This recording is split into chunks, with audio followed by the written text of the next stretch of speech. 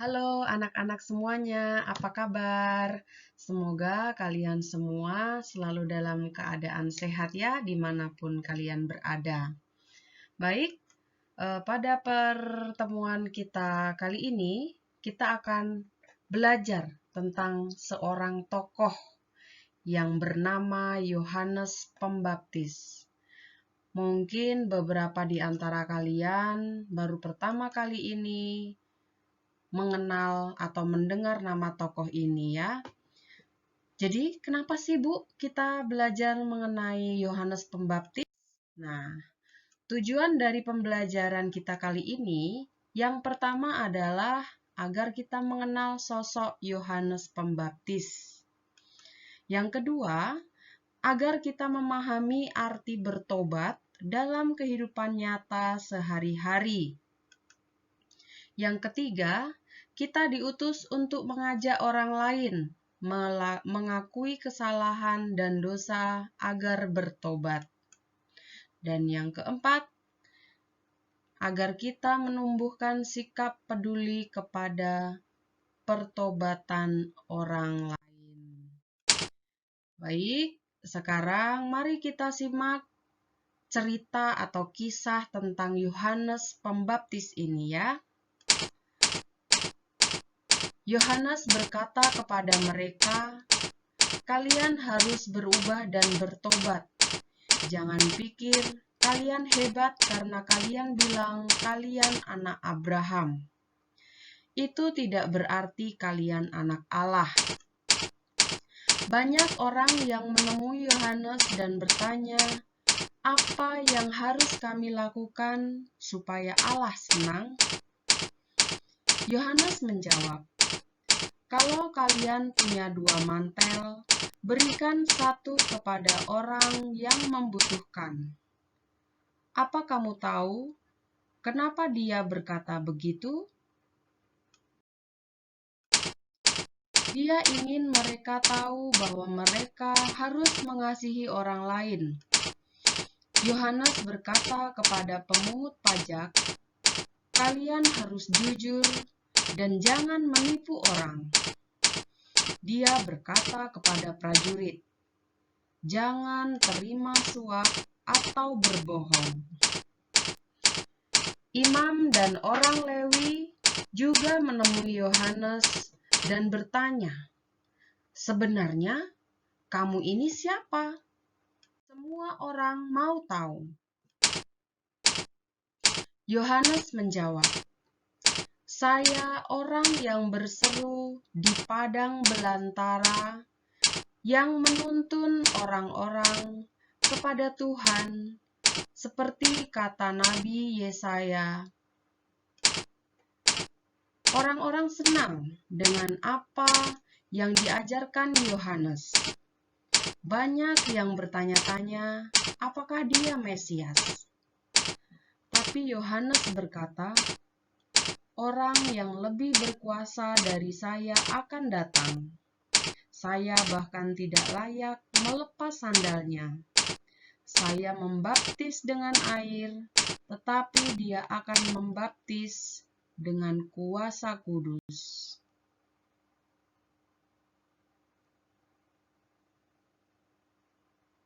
Demikianlah sabda Tuhan.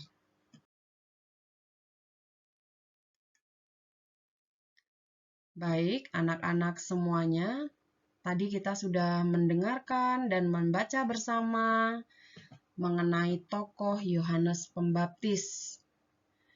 Ya, jadi melalui tokoh Yohanes Pembaptis ini, Tuhan ingin agar kita bisa meneladani sikap baiknya, ya.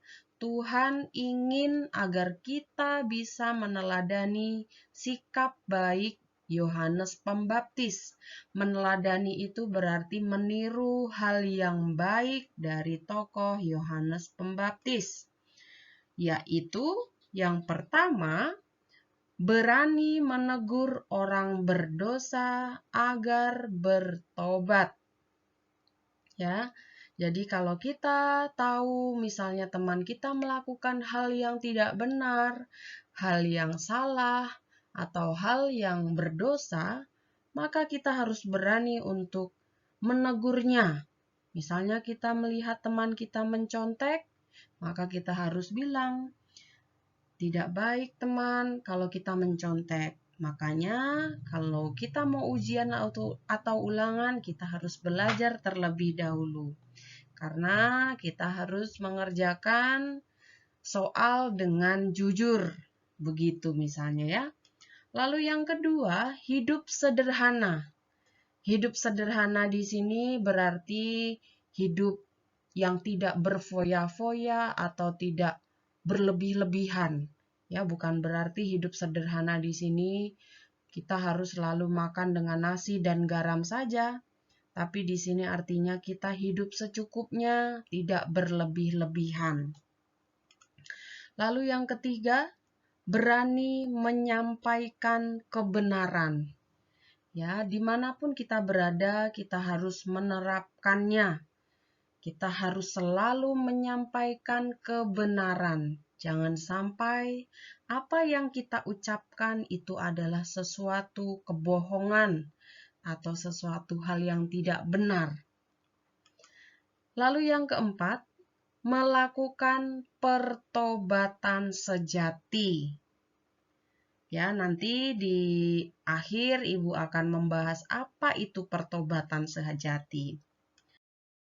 Nah, di sini tadi sebelumnya sudah dibahas bahwa dari tokoh Yohanes Pembaptis kita belajar agar kita berani untuk mengakui kesalahan dan dosa kita. Lalu apa itu dosa? Ya, Ibu yakin kalian sering mendengar kata dosa ini. Tapi mudah-mudahan kalian tidak sering melakukannya ya, hanya sering mendengar. Dosa adalah perbuatan yang melanggar perintah Tuhan. Ya, segala perbuatan yang melanggar perintah Tuhan itu disebut dengan dosa. Misalnya, mencuri, berbohong, menghina orang lain, berkata kasar, atau mengingkari janji, dan masih banyak lagi contoh dari perbuatan dosa. Perbuatan dosa itu berarti perbuatan yang tidak baik dan melanggar perintah Tuhan. Lalu kira-kira apa dampak buruk dari dosa?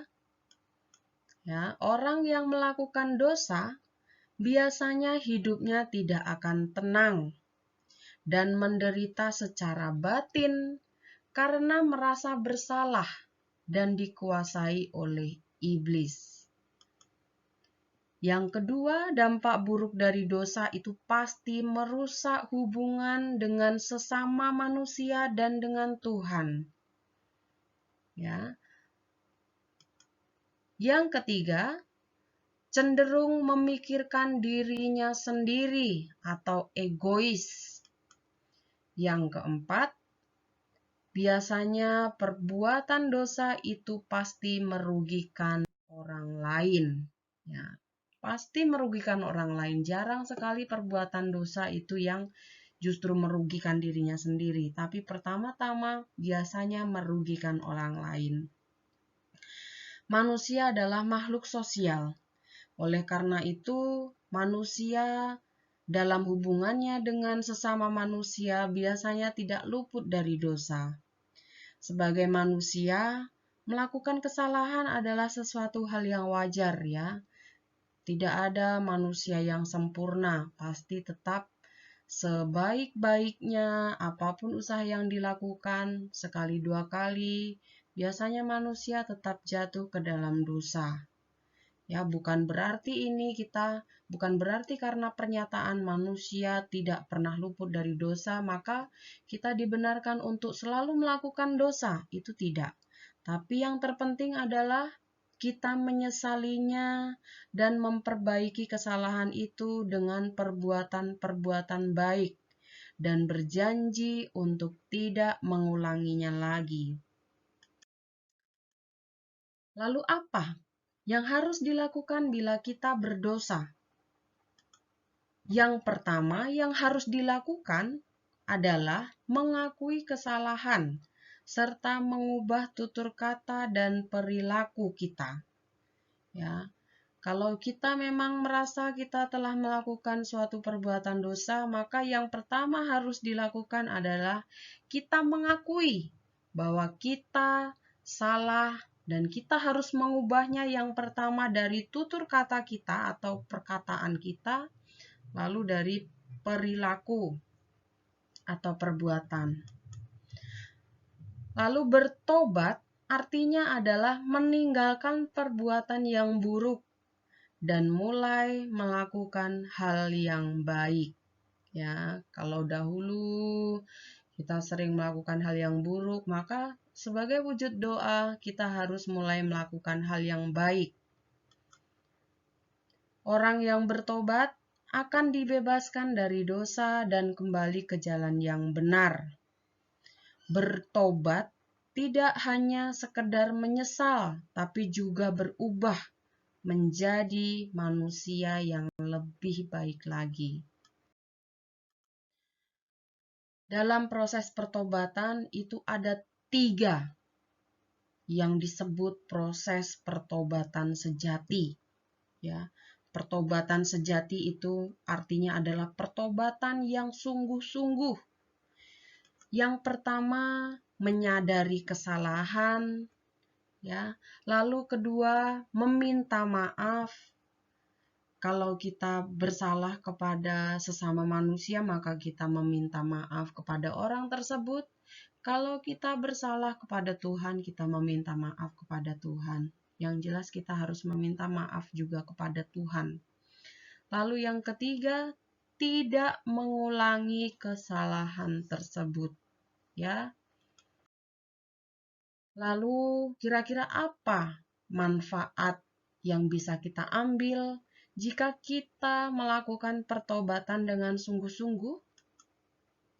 Yang pertama, memulihkan dan memperbaiki hubungan dengan sesama dan Tuhan yang telah rusak karena doa. 2. Membuahkan rahmat penebusan dari Tuhan.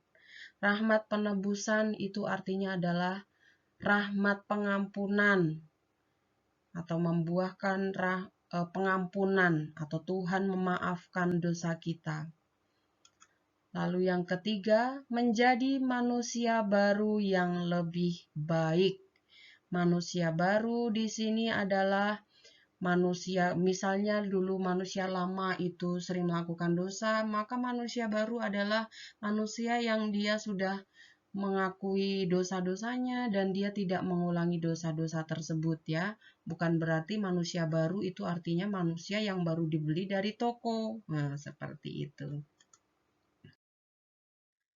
Lalu yang terakhir, semoga kita semua selalu menjadi pribadi yang berani mengakui kesalahan dan mau bertobat. Terima kasih anak-anak. Cukup sekian materi kita pada kesempatan ini mengenai Yohanes Pembaptis.